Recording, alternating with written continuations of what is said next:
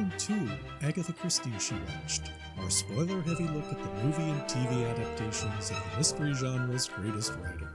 I'm Bill Peschel of Peschel Press, publisher of the annotated novels of Agatha Christie, and today we're talking about silk stockings, drunken detectives, feuding families, and burning bums. It's the Meurtes ABC, the 2009 French adaptation of the ABC Murders from the television show Les Petits Meurtres Agatha Christie. But first, let me introduce my partner in marriage as well as crime of the fictional kind, Teresa Peschel. Hello, Teresa. How you doing? Hi. I'm so impressed by how you obviously practiced and rehearsed saying, I'm not going to try and mangle the French. Le Meurtes ABC? That and the full... I do speak of that language. Ooh, speak that language to me. Ooh. Focus. Let me focus. Focus. We're talking about... And yes, folks, there was little touches of gratuitous male nudity in this film. So... This is the TV show Little Murders of Agatha Christie. We looked at one of the episodes last time from the second season. And wildly different. We decided to go and look at the first episode of the first season with completely different cast and a completely different tone to the show. And a different time setting as well. The French do it very strangely. Well, they're French. They're French. They do things their own way. Their culture is just different. There are actually 3 seasons to date of The Little Murders of Agatha Christie. Each season is not a year long. Instead, it's defined by its tone. The first season is set in the mid-1930s.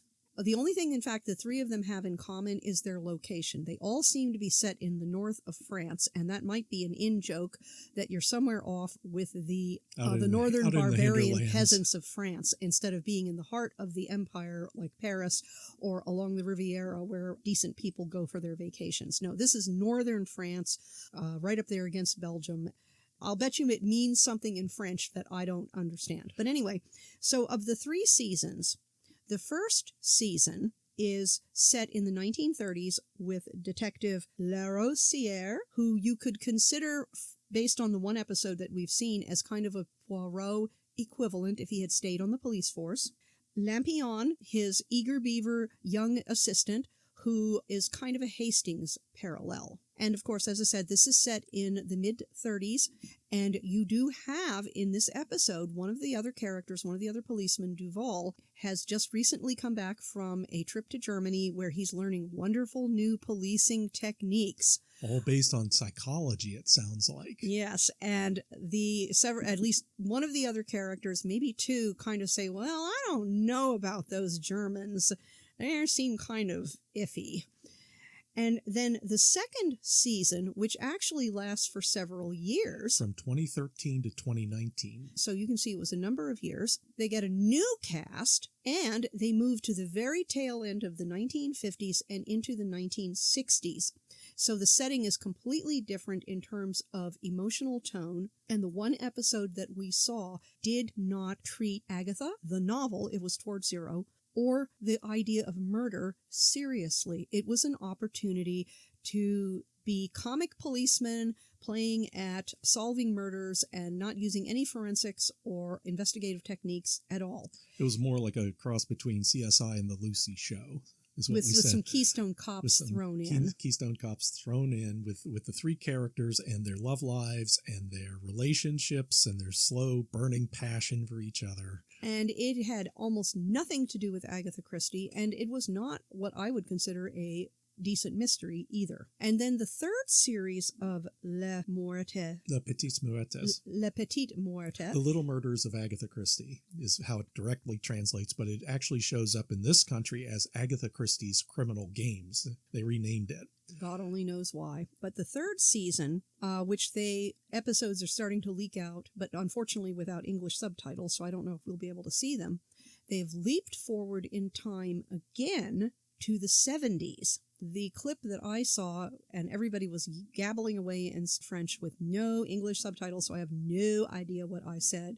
But oh my God, the hair, the clothes, the interior design, Oh my as God. 70s as you could get. As 70s as you could possibly get, dialed up to 11. And I have no idea how that will be. Now that I have seen one episode of season 2, which is the 60s version, and one episode of season 1, which is the 1930s. In the 1930s, they played fair with the novel. They played fair with Agatha. They considered murder, it was serious. Murder and mysteries are serious business. I mean, there was some very funny moments in there because you have to have black humor as a policeman in order to cope.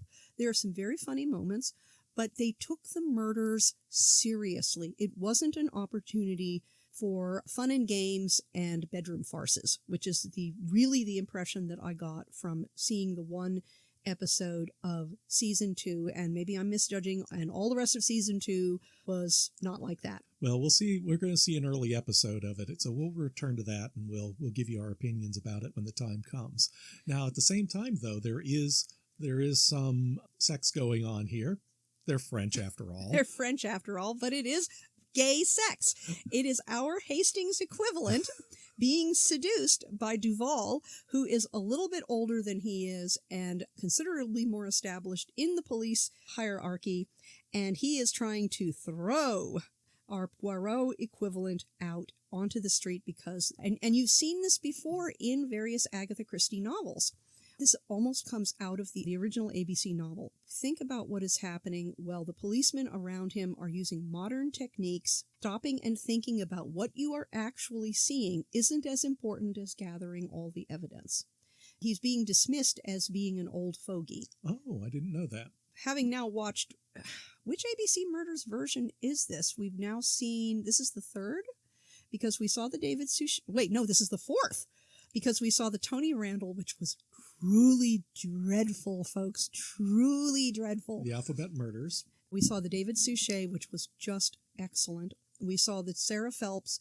There was a lot to like about that, and I did, but it is not the novel. They've changed Poirot so much, and there were some logical inconsistencies, but overall, there was a lot to like about that. Because he had the John Malkovich with his backstory, Poirot's backstory in Belgium before the war and during the war. And now we have the French version. This one is different again. It plays true to the story right up until the end. And I'll warn you now, the shocker is not Policeman Lampion's torrid gay affair with Duval or the charming little bits of male nudity, tastefully drawn male nudity, by the way. They were not photographs on his little high-tech Viewmaster. Actually, they are photographs. Were those photographs? Those were photographs, yes. He showed a little Viewmaster, and it's of naked men. This is part of the seduction scene, so it's only this one particular scene. So yes, you only get to see two naked men, full frontal nudity. I thought they were tasteful line drawings. They were kind of washed out photographs.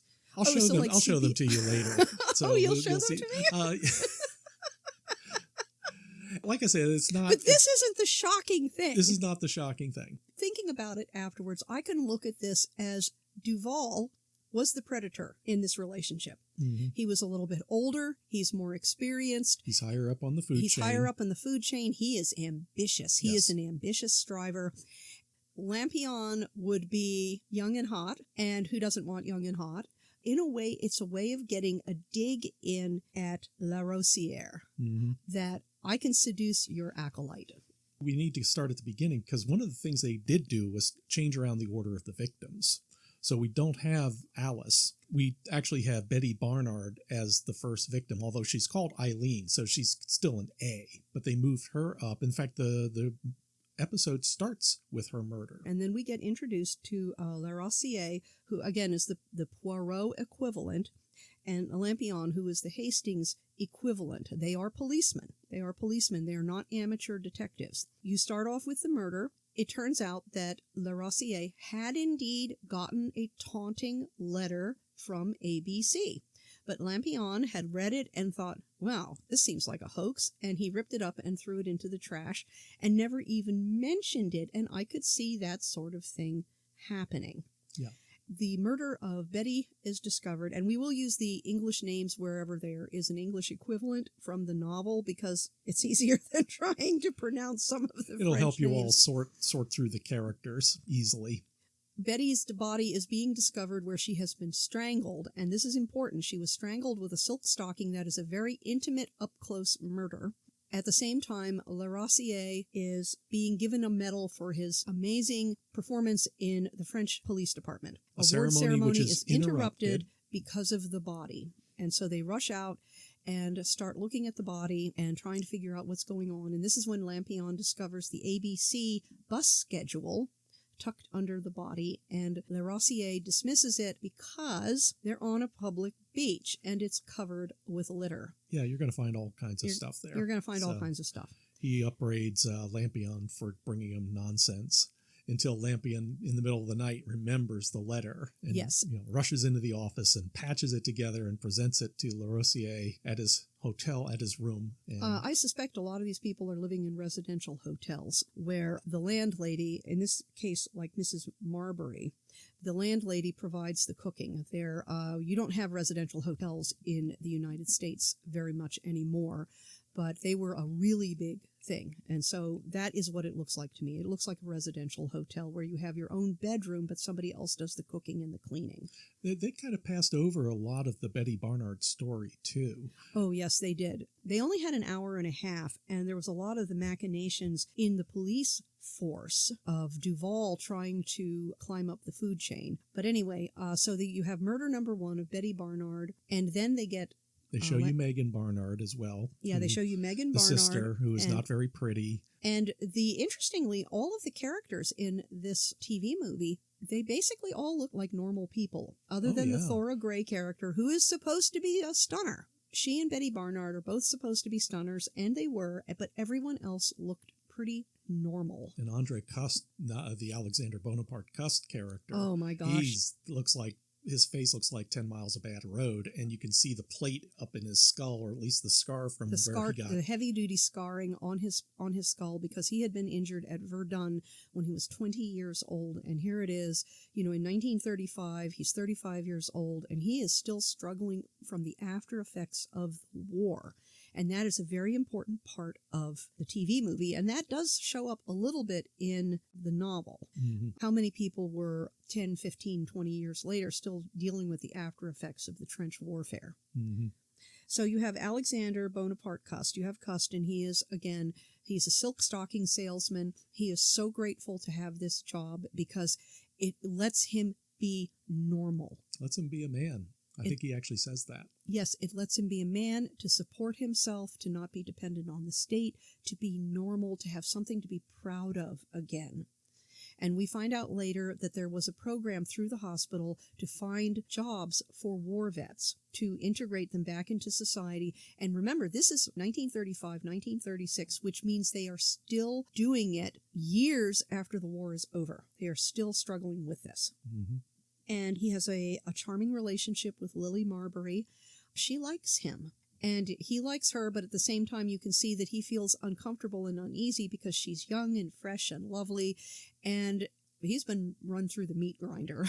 He's damaged goods. And her mother, Mrs. Marbury, who is the owner and head housekeeper and chief cook and everything else of the residential hotel, this is a very downscale one. She's not keen on him. She doesn't like him. She thinks he's creepy. Calls him Metalhead. Yeah, she calls him Metalhead. But then the second murder happens, and it is absolutely gruesome, and it is not related to anything in the ABC murders. We see a happy tramp at night with his dog. He's got his dog in the equivalent of a shopping cart, and he is wheeling the push cart along the boulevard at night, and he's singing, and he's drunk, and he's preparing himself to lay down on the park bench and go to sleep. In front of the church. And then he is sleeping, and he is woken up when someone pours gasoline all over him and sets him on fire, which is a horrible way to die. And I really am unsure that you would, because you see later on the next day when the police are there, and they actually show you the burned remains, and it looks like he's been incinerated. You just see a twisted shell. And I just don't know if that would actually happen that way, but what do I know? Well, based on just a sprinkling of gasoline on him. Oh, he was doused. Oh, he was doused, I know. But that's still quite a lot. That was still quite a lot of charring. That was a lot of charring and empty shell. It was Certainly well done to the props master for coming up with that. Oh boy, howdy. And it was and again, this is something to notice. It was a really gruesome murder. A really gruesome murder. Yes, keep that in mind. We'll come back to that later. We finally show up at the Clark estate. And as a result of the second one, isn't this when they call in Duval? Yes, as a result of the second murder, the police commissioner calls in Duval because he's an up-and-comer and he has scientific knowledge learned from German policing methods in 1935. And yes, you should feel a little shudder for that. There's actually a little sharp exchange there when he says, yes, I've learned this from so-and-so in Stuttgart. And Larosiere says, he did this with the Gestapo as well? And he says, never mind that. Just pass over that. Yeah, there are a couple of characters who the idea of learning policing methods from the Germans does not give them a warm, fuzzy feeling. Maybe because they remember the First War. They remember the Great War. That's part of the joke, isn't it? That heaven is, English governance, French cooking, and German engineering. And the other way around. Well, I thought it was German policing. No. Heaven is English policemen, French cooking, and German engineering. And hell is English cooking, French engineering, and German policing. Okay. Right. That's right. Thank you. So now we're done with our national slurs. We'll go ahead and move on. He's right. Duval's attention to psychology leads him to arrest Betty Barnard's sister. Yeah, Megan Barnard, because of course she had to be the villain, and because she's jealous of her sister because her sister stole her boyfriend and then basically cast him aside, and the boyfriend, who is a non-entity in this film, he's still grieving over Betty because, oh my God, she was so wonderful and she was so beautiful. And there's Megan saying, she was a slut. You know that, right? But I still love her. And she says, okay, that's all right. You'll forget her. I'll take care of you. She's very maternal towards him because, well, she's going to have him back. And Duval recognizes that Megan hates her sister. And in fact, Larosiere mentions specifically how much Megan hates her sister. Well, she says so herself, looking down at her body in the morgue. That's true. She says so herself. It's pretty clear. But Duval jumps the gun because, of course, it has to be Megan because she's the logical suspect for the strangulation murder of her sister. And you stop and think, really? She strangled her sister with a silk stocking because that takes some strength.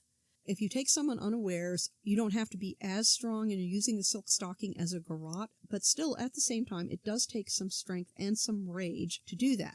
And Duval admits doing it because he wants to present the chief of police with a finished case, and he doesn't really care. And then he comes up with this bizarre explanation of how Megan Barnard is so angry that she murdered the tramp in front of the church by burning him to death. Even though there's no connection whatsoever between her and the tramp. And as Larosiere points out, you're talking about a crime of passion on Megan's part, but why is she setting up the letters? That sounds premeditation. That sounds like clever thinking, not this attack on her sister and then burning a bum to death. The two are incompatible. Yes, exactly. They are incompatible, but Duval doesn't want to hear that.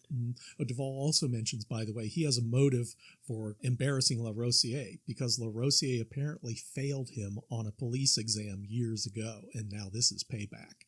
Yeah, it's always personal, folks. When you hear people say it's not personal, it's always personal. It's always personal. Now that Megan has been arrested, we're introduced to the Clark family. They're called the Calvez here, and you get Thora Gray, the hot young blonde secretary, Sir Carmichael Clark, who is older, and you have his wife dying of cancer, and you have her attentive doctor hovering at her side continuously. You practically never see her without the doctor hovering at her side, even though apparently he has a medical practice that he does sometimes attend.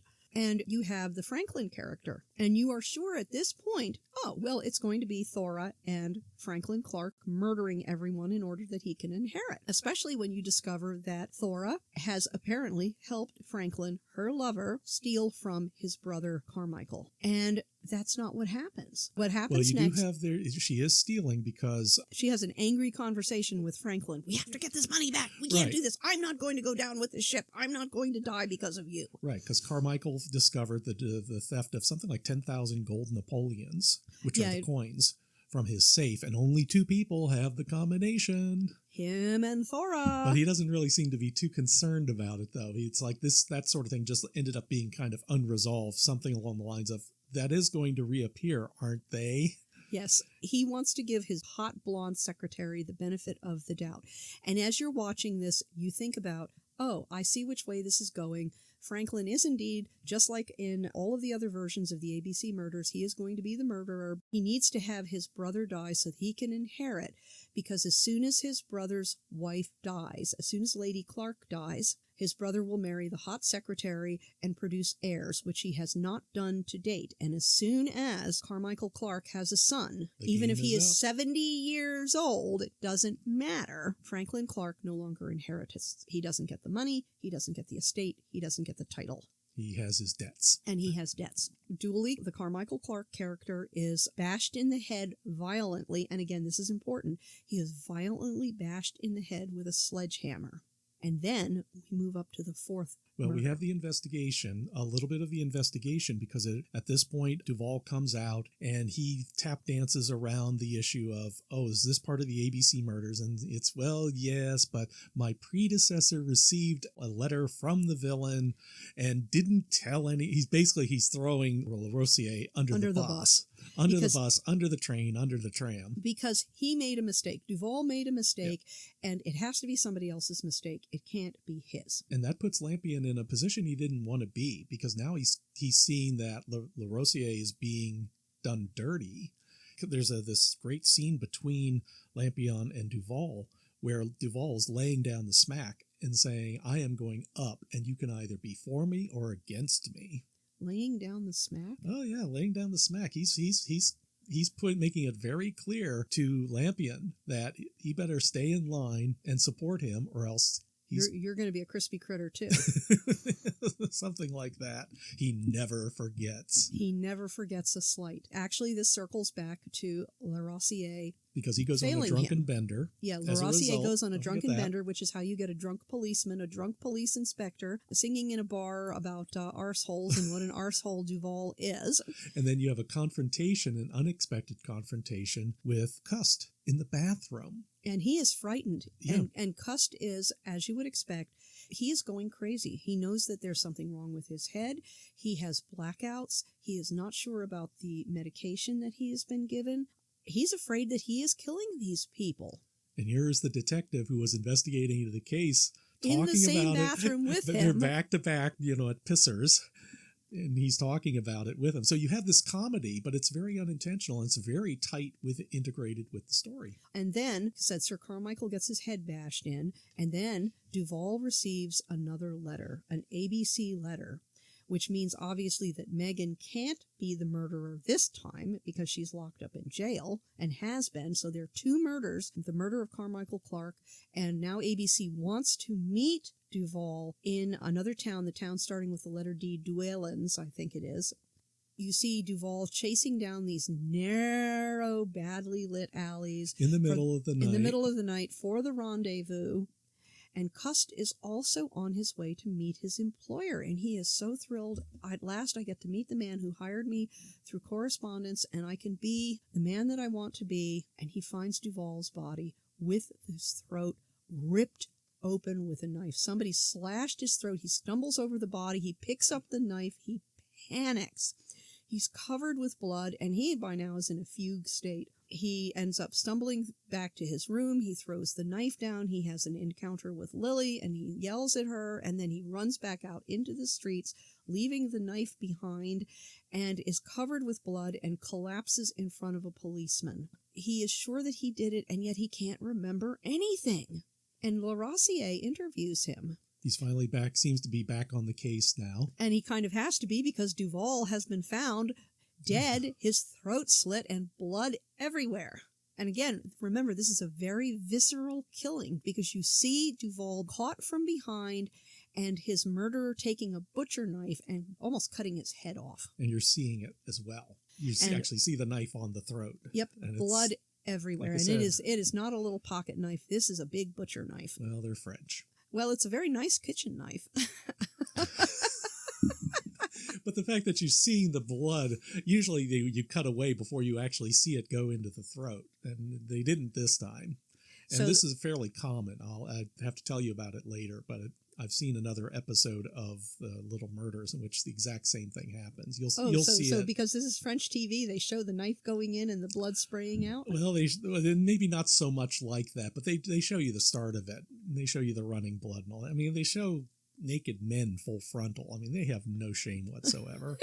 They're French. But they were photographs. It wasn't the actor. I don't know. They might have even been vintage photographs for all we know. They could be. But you're right. This is how the rivalry between Larosiere and Duval is solved. Because Duval gets his throat cut. So Larosiere is back on the case. He has some heated exchanges with Lampion about "you betrayed me." And they go back and forth about this. But Lampion, but he was getting something that he wanted, which was an emotional connection with a man. But he also started to recognize what a piece of shit Duval was. Yeah. He was jumping the gun. He wasn't a good policeman. He was playing up to the press. Playing up to the press. He was everything that a policeman shouldn't be. You know, he is the kind of policeman that gives the police a bad name and gets cases thrown out of court. Lampion starts redeeming himself with Larosiere. Now that there have been 4 murders, they've got Cust in custody, who is sure that he did it, but he can't explain why or how, and he has no motive or anything else like that. And then they get called back by Lady Clark to the estate, because everybody has to be gathered together, and I'm probably missing something, but everybody has to be gathered together to do the Poirot. Because Larosiere figured it out. I'm not quite sure how, to be honest. Yeah, I'm not quite sure how either. I think some policing went on in the background, investigating who's who, because I think he has a conversation with Cust's doctor and discovers that Cust has 2 doctors. Oh, that's right. Because he has the shrink doctor, and he has the GP. Right, and the GP is the doctor. Or Lady Clark. Cust's general practitioner is Lady Clark's personal physician. And he discovers the connections among all the victims. And it turns out that Betty Barnard and the bum who was burnt to a crisp, Baptiste, yeah, were also clients of this doctor, and so was Cust. They were all connected. That's the connection. The doctor is the connection between these. And then he starts thinking about, why would you want to kill these people? When you are watching the show, when you're watching the Poirot, when it's spelled out who did what, you accept it. As soon as you turn the TV off and you put your shoes on and you go to walk around the block and start discussing it, you realize, no, it could not have been Lady Clark murdering her husband. Okay, women murder their husband all the time. They have their lovers help them murder their husband all the time. In this case, it was her doctor. And she had reasons for wanting to murder her husband. But you generally do not murder 3 other people so hands-on, so violent to conceal this murder. And in a way, there were actually going to be 5 murders in all, because you have Betty Barnard, who the doctor knew was a good time girl, and he strangled her. A very personal, up-close crime. You have the tramp, whom the doctor happened to know, again as a patient, and the doctor burned him to death. This is a very nasty way to die. You have Sir Carmichael, who is a cheating dog, and it turns out that this particular iteration of Lady Clark, she was as much of a scientist as he was, and he started stealing her ideas, and as she became ill with cancer, the secretaries got younger and prettier. She became pushed more and more into the background because, of course, as merely his wife, she couldn't possibly have contributed anything to his scientific genius, even though apparently that was her money and her house and her scientific genius that made all of this possible. And so her husband gets his head bashed in, then Duval gets his throat cut, and again, a very up-close personal crime, so that's 4 murders. And then you have planned murder number 5, which does not take place on screen, and that is the one where Cust gets guillotined for murdering these other people. And then you have the actual 5th murder during the Poirot interrogation, when Lady Clark has, this can't be happening. She has a coughing fit. The doctor takes her to bed. And then injects her with morphine right in front of Larosiere and Lampion, murdering her. Right. Then he attempts to shoot himself with Lampion's gun. so he can escape justice, but it turns out that Lampion's gun does not come with bullets in it because, like Barney Fife, he's not Barney allowed. Fife at least has one bullet in his shirt pocket. He has one in his shirt pocket. pocket. He has to load it first. But yes, at Larosiere's orders, Lampion cannot walk around with a loaded weapon. So the doctor takes the gun, tries to shoot himself in the head, and it just goes click, click, click. And he will face the guillotine. He will face the guillotine. You know, when all is said and done, 6 people have been murdered. And then we go walking around the block afterwards, and we're talking about how good this is, and then we're starting to think about the ending. Which is that the doctor, and Larosiere does say this, the doctor and Lady Clark were nuts. Yeah. They were psychotic. Women murder their husbands all the time. They do it with the help of their lovers, but their lovers don't strangle girls on the beach. They don't burn tramps to death. They may cosh the husband in the head with a sledgehammer, but then they don't go off and cut the throat of a policeman and make this elaborate plan that involves one of their patients to be the patsy and get guillotined.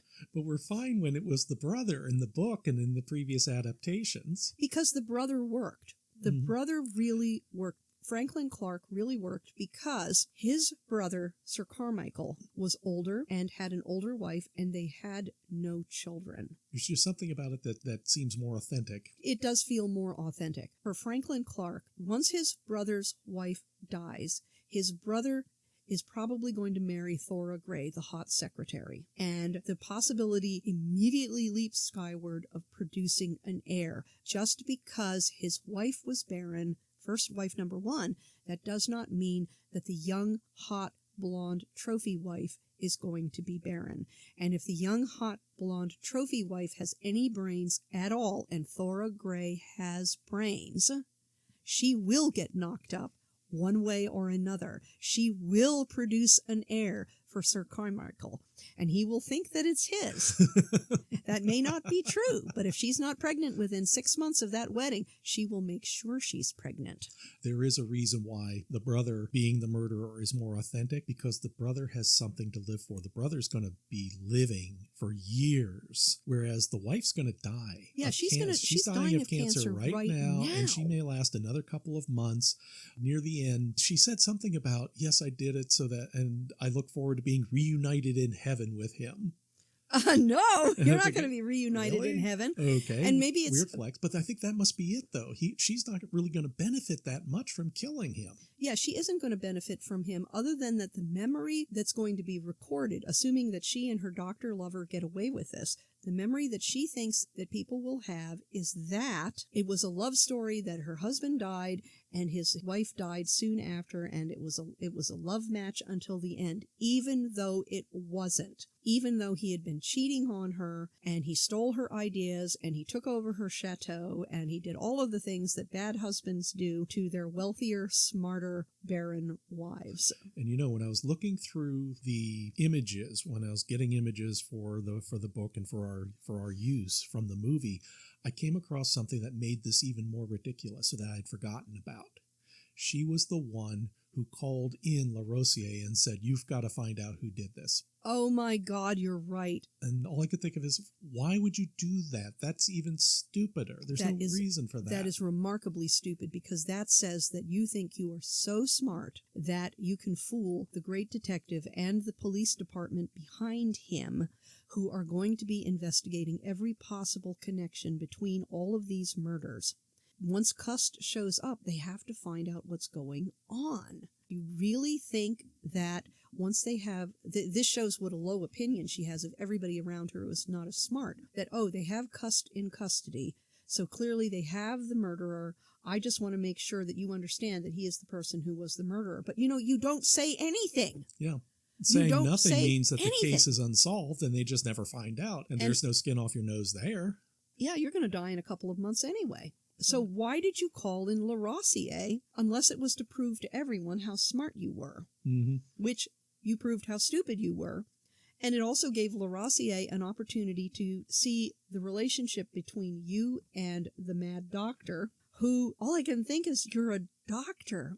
You strangled a woman. You burned someone to death. You smashed someone's head open with a sledgehammer like a watermelon. And you cut another man's throat all the way across, almost taking his head off in the process. I am glad you're going to the guillotine. They can't kill you enough. They can't kill you enough. And it worked. This change in the murderer worked when you were watching the episode. But I'll tell you, as soon as you were walking around the block afterwards discussing it, you realize it really didn't work. And there was a lot to like about this. It certainly was great. Was much more to like than the second series, which it had its benefits as well. As long as you told yourself, this is not Agatha Christie, this is not Agatha Christie, this is not Agatha Christie. Season 2 was not Agatha Christie. This was Agatha Christie.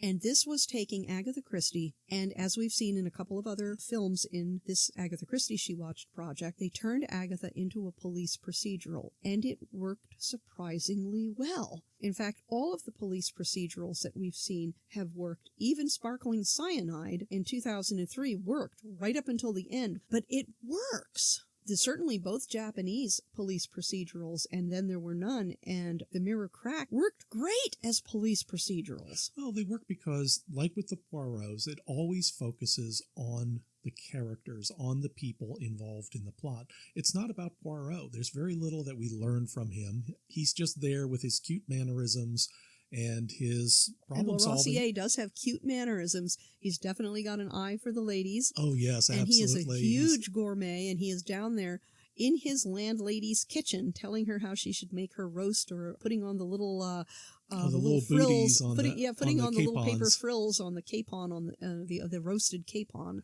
At the end of the episode, he goes off with Thora Gray to have a happy ending. He's going to have one, and maybe she will too. Maybe she will too. And yes, there was at one point early on, he's talking about the pleasures of running a hand up a lady's leg in silk stockings. Because part of the thing with this being like 1935, 1936, is Cust is selling 100% nylon stockings. And everyone is like, oh my God, they're just agog. Nylon stockings instead of silk. Mm-hmm. They don't run the same way, and they hold up better, and they're more expensive, and they're just the latest thing, and so cheechy. And Larosiere talks about the joys of silk stockings. Well, they're French. But this was so much better than the episode we saw from season 2. Oh my God, it was so much better.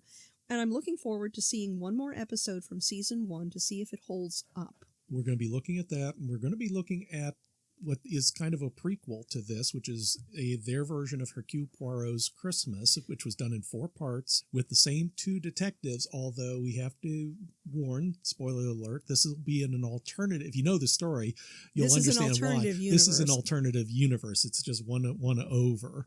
But we're both looking forward to seeing it. Yeah, we'll see. We'll see. And it just goes to show that one episode of a lengthy series does not give you a good taste of what the series actually is. This season 1 is so different from season 2.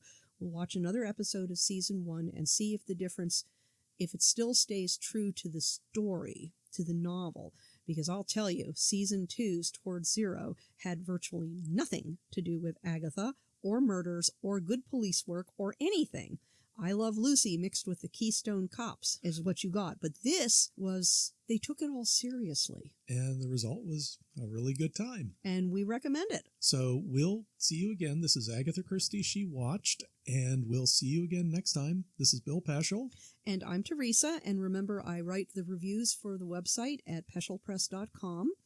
And if you sign up for our newsletter, you'll know when we are doing events. And we also list them on the website. So if you want to come and meet us at an event and talk to us in person, we'd love to talk about Agatha Christie. And all this is part of a book we're going to be publishing sometime next year. Called Agatha Christie She Watched. A collection of Teresa's reviews with illustrations, a nice coffee table book. I'm looking forward to seeing it in print, actually. This is turning out to be a really involved project, but beautifully done. 200 reviews, give or take. And we'll see you at the movies. Agatha Christie She Watched is Teresa Peschel and Bill Peschel. Produced by Bill Peschel. Theme song, Call to Adventure by Kevin MacLeod. New episodes come out every week wherever you stream your content. If you enjoyed this podcast, you can help support us by going to anchor.fm/mystery and leaving a 5-star rating and review, and by helping to spread the word.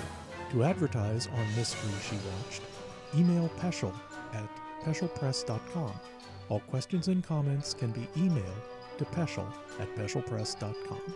And thank you for listening.